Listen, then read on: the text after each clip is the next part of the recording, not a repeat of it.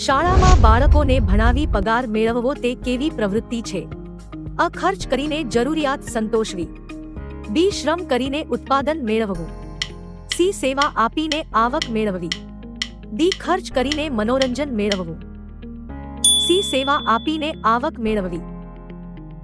ભૌતિક ચીજવસ્તુના વપરાશ, કલ્યાણ ને લગતી વ્યાખ્યા કોણે આપી? અ. Adam Smith. B. Kautilya. C. Samuelson. D. Prof. Marshall. D. Prof. Marshal.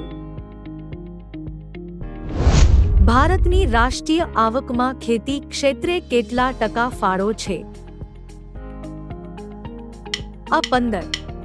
બી. 16.21. સી. 13.9. ડી. 13. સી. 13.9.